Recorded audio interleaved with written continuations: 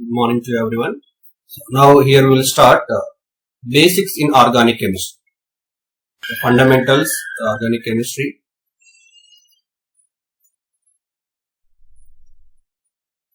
Basics in organic.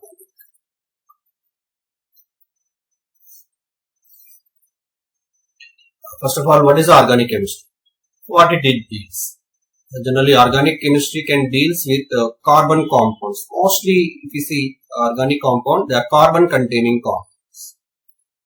So we will discuss in organic chemistry mainly the study or the chemistry of the the carbon compounds.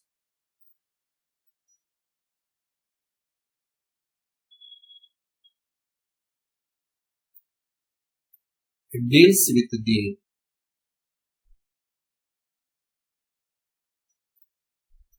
study of carbon compounds. Whatever the organic compound you see, their carbon is one of the constituents, main constituent in the compound. It deals with the study of carbon compounds. Then the word organic chemistry. So this was proposed initially by the scientist Berzelius.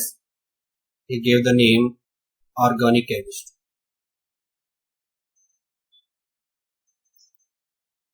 Berzelius, one of the scientists, he proposed that organic chemistry.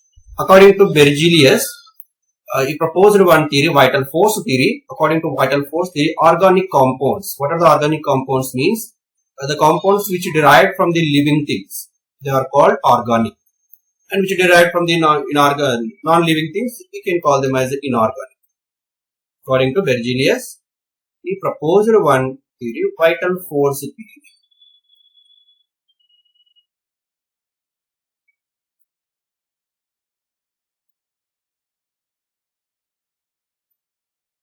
According to this theory, what are the organic compounds which derive from living things?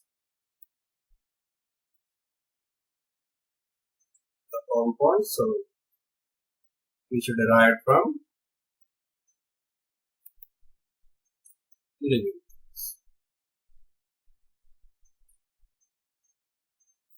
Why? Because organ means it is a living thing.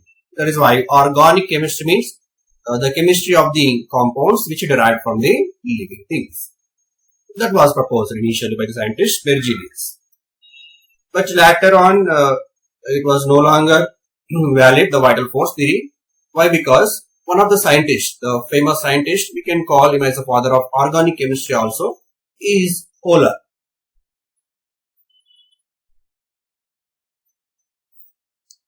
Euler prepared the organic compound in the laboratory by using non-living things, that is inorganic compound. Then we have organic compound, inorganic compound. Organic compound which derived from the living things, that is called organic, and which derived from the non-living things, they are called inorganic compounds. So according to the Berzelius, so far Berzelius, according to vital force theory, so living compounds which derived from the living things are organic. But when Euler came, he prepared one compound, that is urea. He prepared this urea is organic compound, and he prepared this urea compound from inorganic compound in the laboratory. So what is inorganic compound? He has taken ammonium cyanate. By simply heating of this ammonium cyanate, he prepared the urea. NH2CO NH2. This is CO. It is an organic compound. So now the definition was no longer valid, like Berzelius, that is living things, but the definition is changed now. Then what is the new definition? That new definition is given like this. So why? Because after Euler, some other scientists also prepared so many compounds from inorganic elements, some constituent elements, and first prepared organic compound from inorganic elements Euler. Hence Euler is called father of chemistry. It's called the father of chemistry. Organic chemistry. Father of organic chemistry.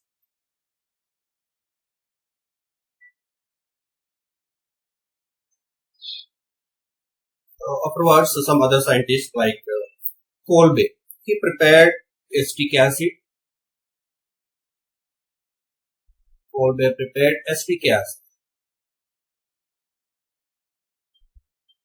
But this acetic acid is prepared from its elements.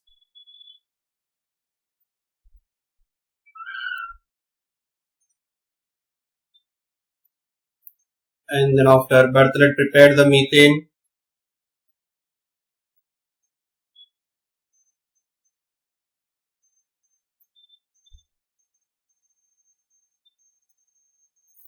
It is also from its elements. So here urea, acetic acid, methane, so many organic compounds are prepared from the inorganic elements or non-living things. Hence now the definition was changed like this. The new definition of organic compounds is, mainly see organic compounds anyhow it contains carbon is one of the main constituent. Apart from that you can see hydrogen. Carbon, hydrogen, the main constituents for the organic compounds. Apart from this, we can see some hetero elements like oxygen, nitrogen, sulfur, phosphorus, halogen sometimes. Hence, they derived the organic compounds like hydrocarbons. The compounds which are consisting of hydrogen and carbon, they are called hydrocarbons.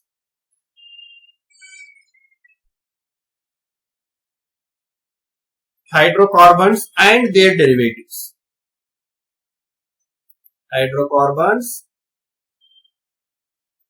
and their derivatives are called organic compounds.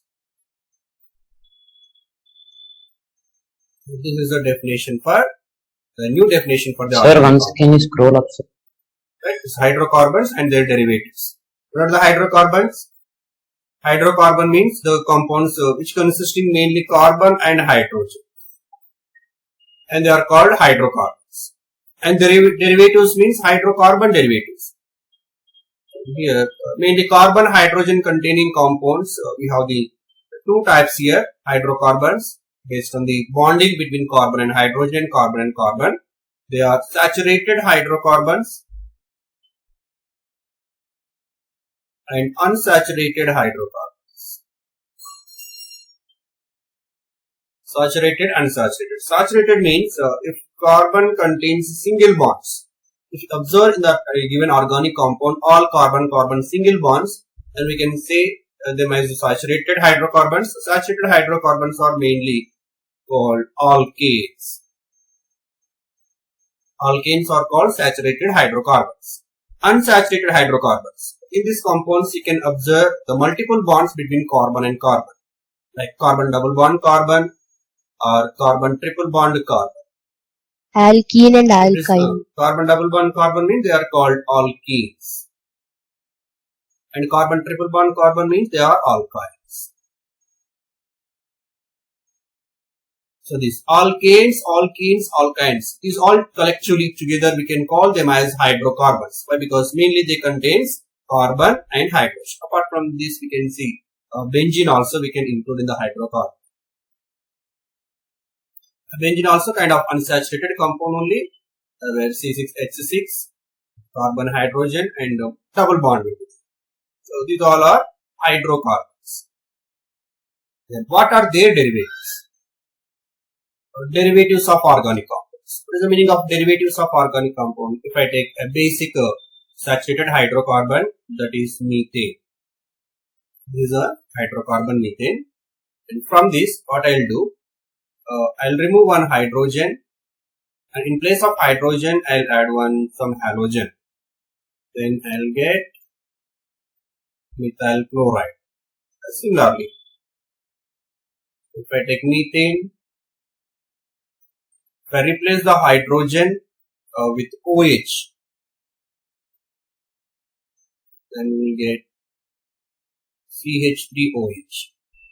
Now, methyl chloride. This is methyl alcohol. Chloride is a kind of different functional group compound and it is a different compound. And these characteristic properties of this methyl alcohol now depends on OH group, and the characteristic properties of this compound depends on the Cl group. But previous case methane properties are different and here methyl chloride properties are different. Now, this compound is derived from where? From methane. Means from hydrocarbon. These are also organic compounds. and it is also organic compound. But these are the derived organic compounds from hydrocarbons. So mostly functional group containing organic compounds are the derivatives of hydrocarbons. Functional groups, we have so many functional groups here like alcohols, aldehydes, ketones, carboxylic acids, esters, amines, amides, so many are there. So all these functional group containing organic compounds comes under derivatives of hydrocarbons. Right? If you take this is alkane. You can take unsaturated also. For example, if I take ethylene compound, if you replace one of the hydrogen,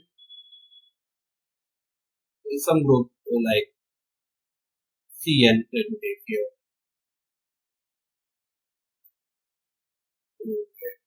CH2 double bond CHCN. This is called vinyl cyanide.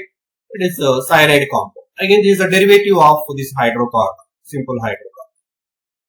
Right? So finally, the definition for organic compounds are hydrocarbons and their derivatives are called organic compounds. They are not the definitions like older definition according to Bergelius. That definition is no longer there. Now we'll see here why we'll study the organic chemistry means separately the carbon compound, the study of carbon compounds we'll study separately. Why? Because a carbon can form innumerable number of compounds, a huge number of compounds, a crores of compounds it can form. That is why we will study all these compounds, all carbon compounds together in organic chemistry. Then why? The question. Why carbon can form these many number of compounds? The reason is It has tetravalence. First you can take the question, why carbon can form more number of compounds. Here more the meaning we cannot imagine, a very huge number.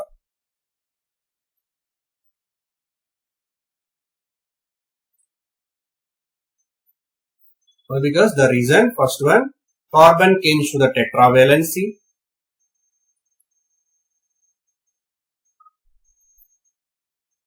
Right?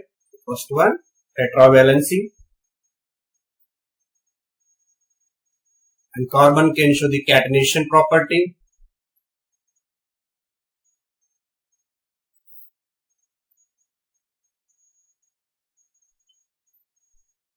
And carbon also can form multiple bonds.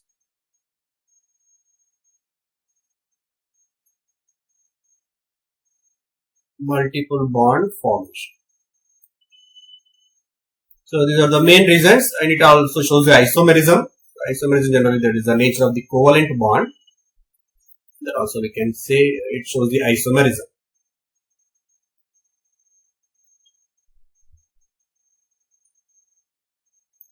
So these are the reasons. So it can show, it can form a huge number of, innumerable number of compounds due to its tetravalence. We'll discuss one by one.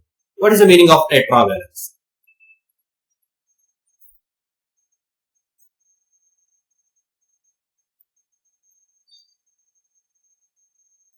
First one, tetravalence. If you see the carbon atom electronic configuration, atomic number for carbon is 6.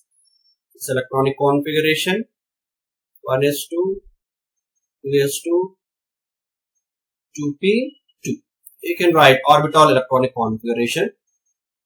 This is first shell anyhow over. Mainly the valency shell electron will take part in the bond formation, and 2s2. 2 electrons here. 2p2. You have 2 electrons. So this is the ground state electronic configuration. This electronic configuration we can call it is a normal ground state.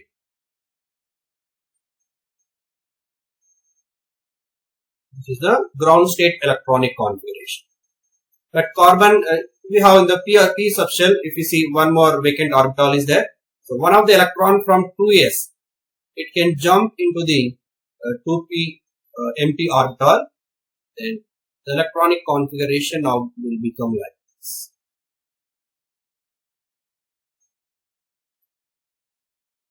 So this jumping of electron from 2s to 2p is called excitation process. So this configuration, this is second configuration is little different to the ground state configuration, and this is called excited state electronic configuration.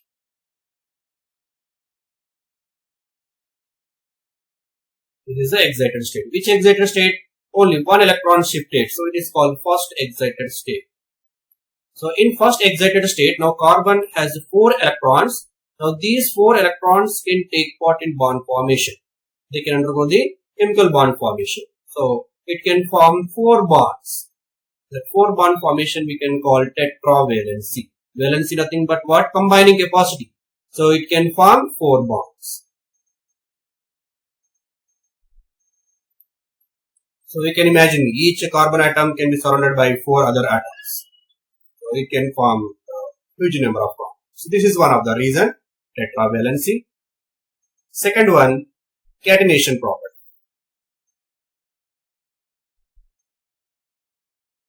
What is the meaning of catenation? Catenation nothing but self-combining capacity or self-linking linkage property. Self-combining capacity.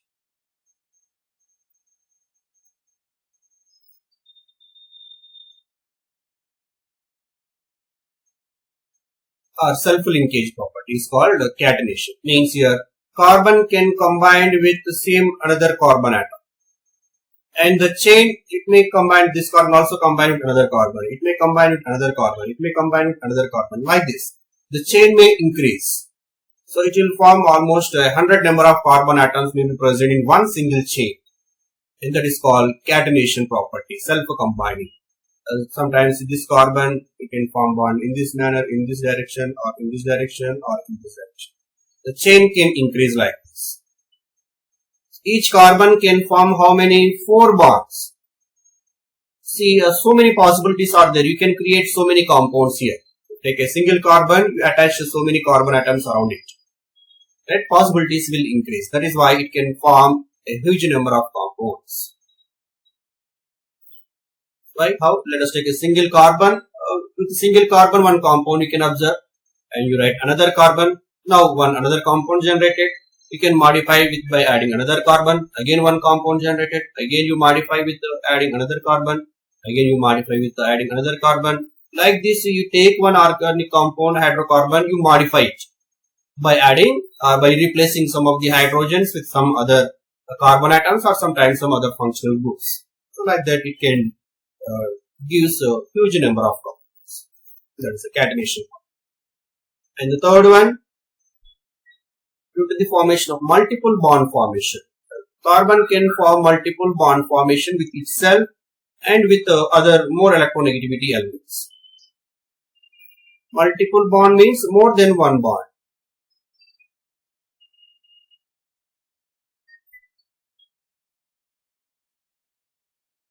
Multiple bond formation. Yeah, carbon can form single bond. Apart from that, it can form double bond with the same carbon element or some other hetero elements like oxygen or nitrogen or sulfur. Most of the cases it can form double bond with the carbon, oxygen, nitrogen and sulfur. It can form triple bond also. You can see triple bond with oxygen, triple bond with nitrogen. This is very rarely. Triple bond with oxygen means you will get carbon monoxide compound. And in resonating structures we can observe this. And like this, due to the formation of double bond and triple bond, also you can increase, you can modify the hydrocarbons into huge numbers. Next, the fourth, isomerism. Isomerism means it has the same chemical formula, but it can show the different structures. About this isomerism, we can discuss in detail later. This is also one of the reasons. Having the same chemical formula but different structural arrangement. One example, let us take a basic example. Here we see these 4 carbon atoms are arranged in a straight chain. But this, which indicates that 4 carbons. The same 4 carbons, we can construct another skeleton structure also of the carbon. And here both are having same number of carbon atoms only. Here 4, but this is straight chain with 4 carbon atoms. In the straight chain with 3 carbon atoms, one extra branching. It is also one other. So that is called isomerism. So these are the factors which supports the formation of huge number of organic compounds. Nowadays, day by day, the number is increasing organic compound. Just they'll take one structure and they'll remove one of the hydrogen or some functional group, they'll attach other. Just simple modifications. Some simple editing can generate the new organic compound. That is why we can study all these compounds together in the branch of organic chemistry. So now we will see the representation of organic compounds. Anyhow, we have huge number of organic compounds. Then how do we represent this in a simpler manner? That we will discuss in representation of organic compounds. We can represent it in various forms.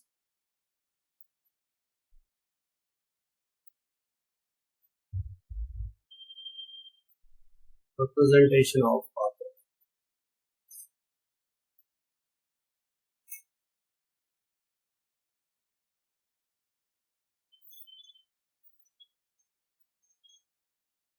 In that first one, we can represent with respect to the molecular formula. We can write directly molecular formula.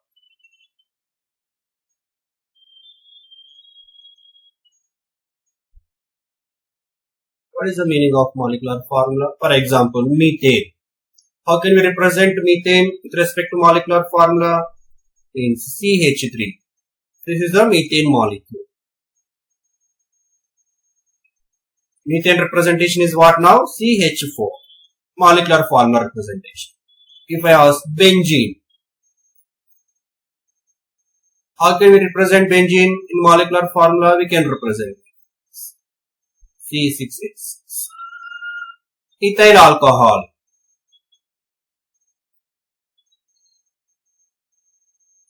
How can you represent ethyl alcohol? C2H5OH. This is the ethyl alcohol. So this is one type of the representation with the molecular formula. Second type of representation, condensed structural formula.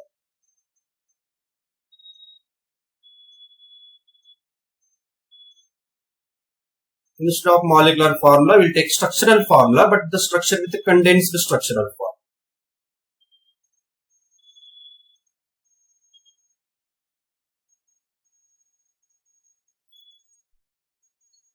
Not for basic, if take long chain carbons, in that case we can use this condensed structural formula.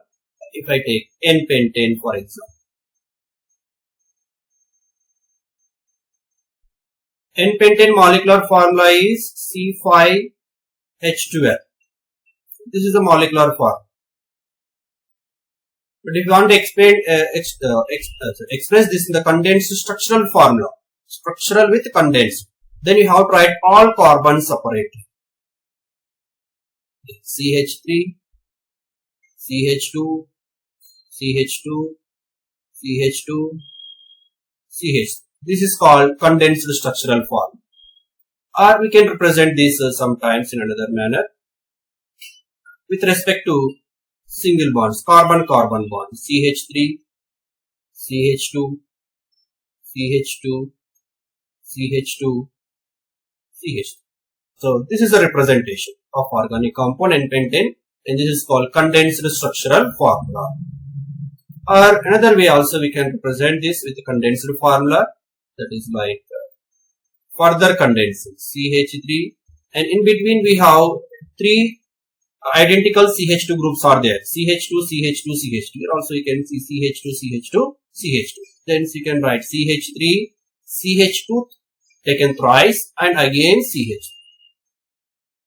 In the starting ending we have the CH3 units, in between 3 CH2 units.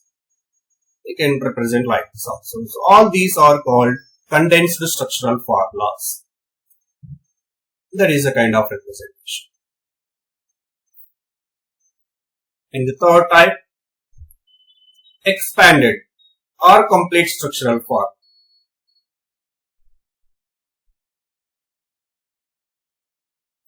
Expanded structural formula or complete structural formula.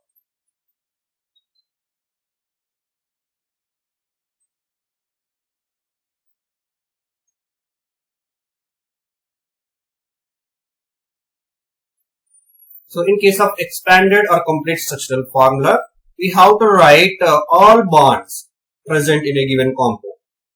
For example, if you take methane, This is a molecular formula for methane, but if you want to write in the expanded form, you expand the structure. Carbon is attached with 4 hydrogens with a tetravalence. See how to write like this. This is called expanded. If I take the example of N-pentane, C5H12. This if you want to write in the expanded form manner, each carbon, again the hydrogen expanded. Here hydrogen and here hydrogen and here hydrogen. Again this carbon is combined with another carbon and this carbon is attached with 2 hydrogens. Again this carbon is attached with another carbon. Again it has 2 hydrogens. Again this attached with another carbon. Again it has 2 hydrogens. Again carbon. And finally end one, this has 3 hydrogens. This is called complete structural formula or expanded structural formula of the representation of organic compound. You have to write all bonds completely, you have to expand. This is one type of representation. Fourth type of representation, bond line structure. And this one is very important. Why? Because we will use frequently or mostly about this bond line representation. Sir, once can you explain the You can take the glucose structure. What is the chemical formula of glucose here? C6H12O6? Carbon. Actually, this is a condensed. I'll write to the bottom.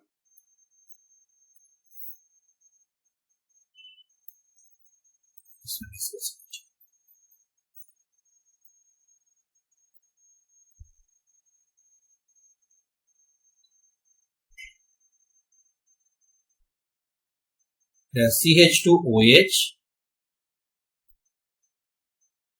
CHOH, CHOH, CHOH, CHOH, CHO.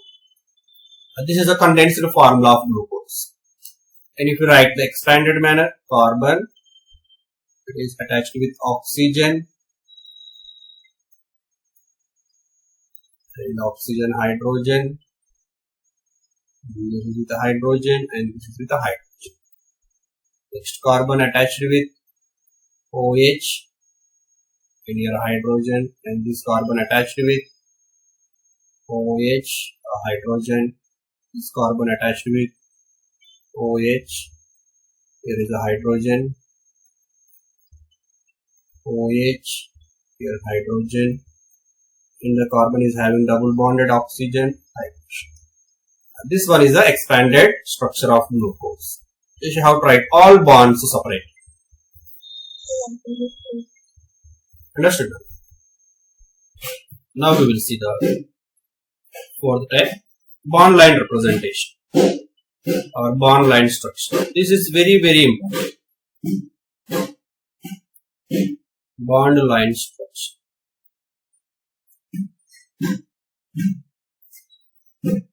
Or we can say bond line representation. Here in this bond line representation, just we take the lines, no representation of element. For example, like this in zigzag manner, we'll write the lines.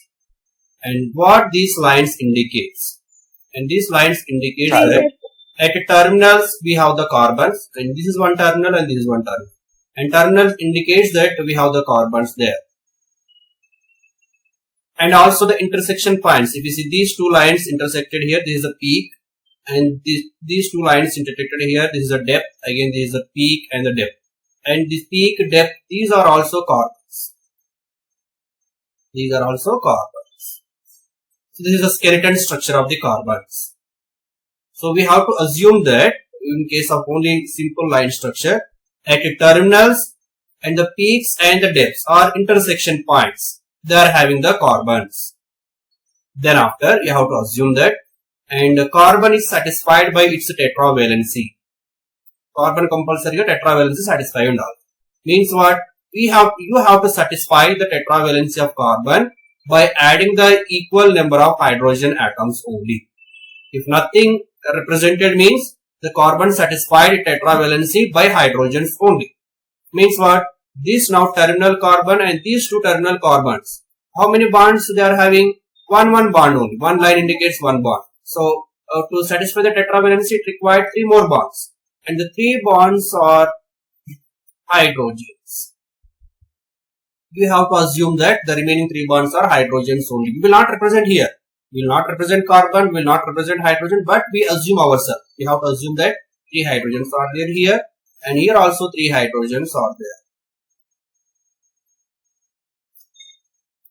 Similarly, these intersection carbons, middle carbons or internal carbons if you see, and these carbons satisfied with 2 bonds are there, means 2 valency, but it requires 2 more valency to satisfy the tetravalency, and the 2 more bonds we have to write hydrogens. And this carbon also it has 2 bonds, so 2 more bonds are required, and it also required 2 more. So this is actual structure, expanded structure. But this expanded structure we can write with the bond line. This is the bond line representation. And nothing is represented, only lines are there. Then now what is the overall compound? It is how many carbons are there?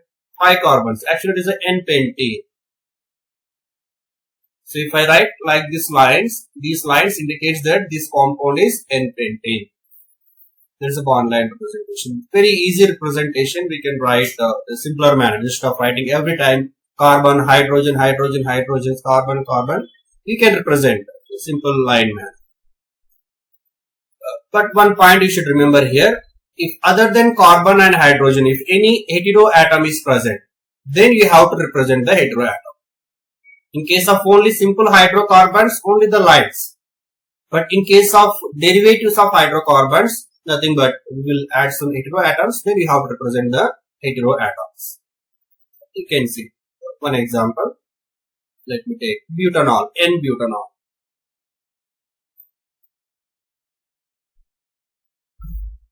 What is the structure of N-butanol? Actually, this is C4 H11OH, H9OH. This is a N-butanol. It has 4 carbons. Now you can represent the 4 carbons like this. And these are the 4 carbons. But extra we have the OH. So we have to represent the OH separate. And this is a N-butanol. Now you write this terminal indicates the carbon, and this peak indicates the carbon, and this depth also carbon, and this depth also the peak also carbon. So now you have here 1 carbon, here 1 carbon, here 1, here. So 4 carbons over. Right? Next, this carbon, terminal carbon, it has only 1 bond, so 3 more bonds you have to write with the hydrogens. And this carbon 2 bonds are there, you have to write 2 more bonds here. Means 2 hydrogens. And this carbon also you have to write 2 hydrogens here. And for this carbon also you have to write 2 hydrogens. Now we can count here 3, 2, 5, 7, 9, and this one 10. So 9, 1, 10. Total 10 hydrogens. Again, this is a representation. Simply you can write C4H9OH like this. This is a bond line representation for N-butanol or N-butyl alcohol. If any multiple bonds are there, for example, alkenes, alkynes, let me take butene, N-butene, formula C4H8. This is a chemical formula, and the structure we can write. Let me take 1-butene. 1-butene means at first carbon we have the double bond. So here this extra bond indicates that here anyhow this terminal carbon and this is a carbon. Between these 2 carbons we have the double bond. Actual condensed structure, I will write the butene. You can write CH2 double bond, CH, CH2, CH. This is the condensed structure. And bond line structure, this is the one. And these are these 2 terminal carbons. See this terminal carbon and this terminal carbon. If you see the first terminal carbon, this one, it is satisfied with 2 bonds, means 2 valencies there, and 2 more bonds required. So now we have to assume that this carbon carries 2 hydrogens only, first terminal. But this terminal, it has only one bond, so it required 3 more hydrogens. So to satisfy the tetravalency, this required 3 hydrogens. Always terminal should not carry the 3 hydrogen. You cannot say like that. That depends on the valence. Here already 2 are there, 2 more hydrogens required. Here only one bond is there, 3 hydrogens required. Again middle one if you see. And this carbon and this carbon. And here this is carbon 2 and this is carbon 3. Now carbon 2. Already 3 bonds are there. Left side 2 and right side 1. So it required 1 more hydrogen to satisfy the tetravalence. And this carbon 2 bonds are there. It required 2 more hydrogens. That's it. Now we will get overall structure. Bond line. So like this, we have to represent the molecule in a simpler manner. Bond line representations. Best example, you take benzene, for example. Benzene, what is the formula? C6H6. How can we represent the benzene? Condenser formula, bond line representation, only bonds. It is a cyclic structure. We will write the benzene structure. 3 double bonds are there, you can write.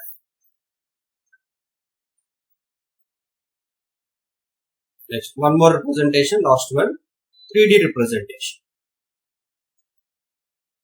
Means 3-dimensional representation. 3-dimensional representation. Simply we can call 3D representation.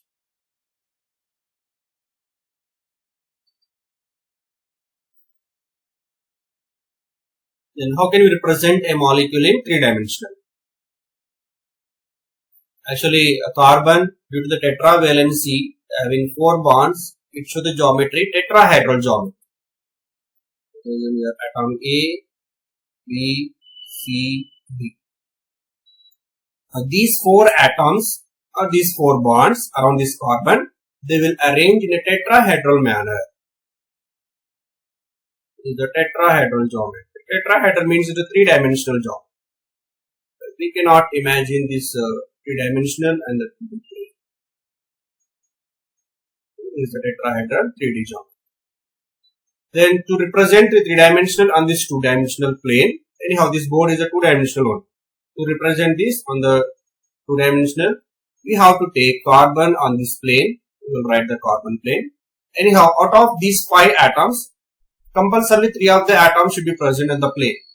If take any tetrahedral geometry, and 3 of the atoms should be present on the plane. For example, if you take these 3 bottom 3 atoms, and if you see these 3 will present on the plane. So like this, if you take 3 atoms, they are on the plane, and one of the atom in the middle, and over that one more atom. So you can see the tetrahedral geometry here it will be formed. Right? So minimum 3 atoms will be present on the plane, and 2 of the atoms above or below the plane they will be present. That we can represent here.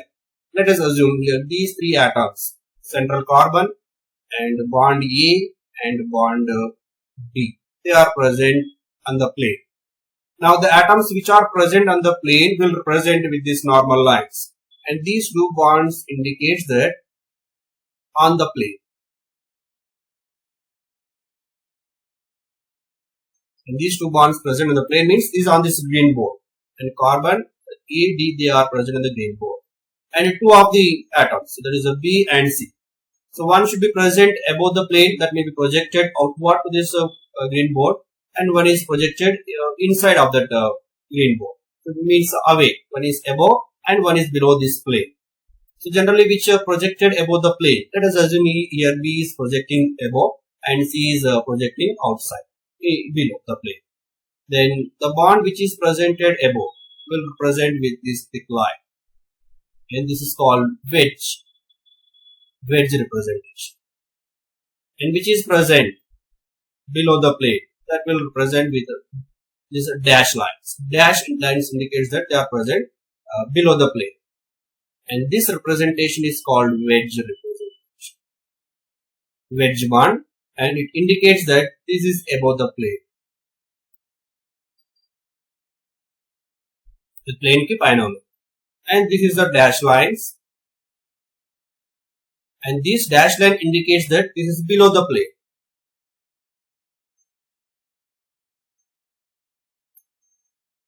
Means this B projecting towards us and this C is projecting away from us. And so above the plane and below the plane. So this we can represent with the three-dimensional. Simple, this is called a wedge dash representation. It is also called wedge dash representation. So two of the bonds which are present on the plane will write with the normal single bonds, and above the plane with this wedge and below the plane with this dash lines. So these are the some various representations of organic molecules. Let us see few examples now related to this. Just a few molecules here, examples.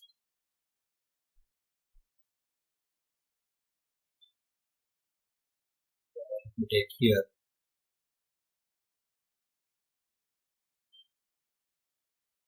butanol. Butanol means the first, this butanol we have to present one by one molecular formula. This is a molecular formula for butanol. But means 4, C4, H8. This is a butanol structure. Chemical first one, the molecular form. Second one, butanol we have to represent in the condensed form. This is the condensed form of butanol. CH3, CH2, CH2, CH2. Third one, it is that expanded structure. To write in expanded manner.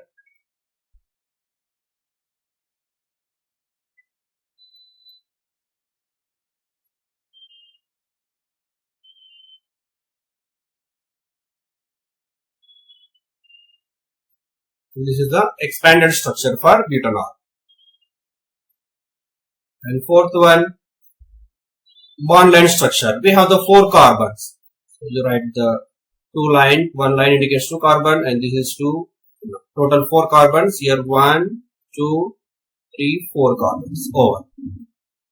But extra it has the C double bond oxygen. So this carbon atom, it has double bond oxygen. So CHO, this we have to represent.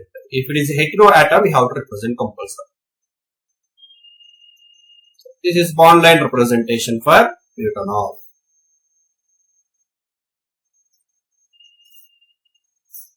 And 3D representation anyhow we will not discuss here. That is not required. This first 4. In that fourth one is very, very important.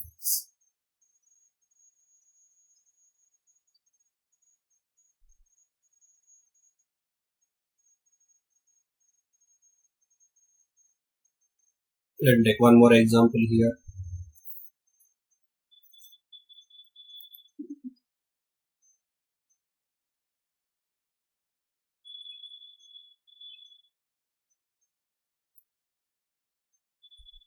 Two pentene. Sir, once can you scroll the screen? 2 pentene. What is the chemical formula? Again, you represent various forms. Molecular form. Molecular formula, chemical formula. C5H10. This is a 2 pentene. Second one, condensed formula. So condensed formula is like this: CH3, CH double bond, CH, CH2, CH. This is the condensed structure. In the third one, expanded structure. All carbons should satisfy the tetravalency, then you have to write all bonds.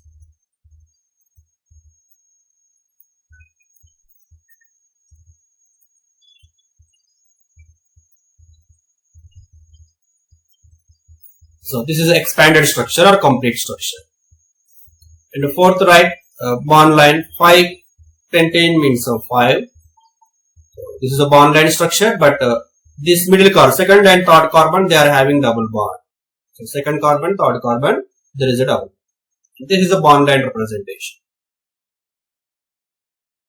One more example. Let us take cyclic compounds. Let me take cyclohexane. Cyclohexane. First, its molecular formula.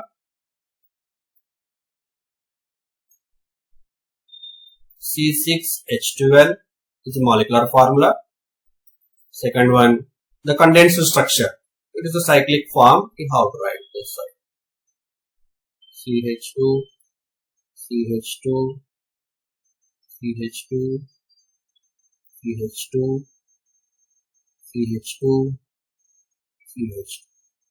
And this is a cyclohexane condensed structure. Expanded. So same manner only. Carbon, carbon, carbon, carbon, carbon, carbon. But each carbon has a 2 hydrogens.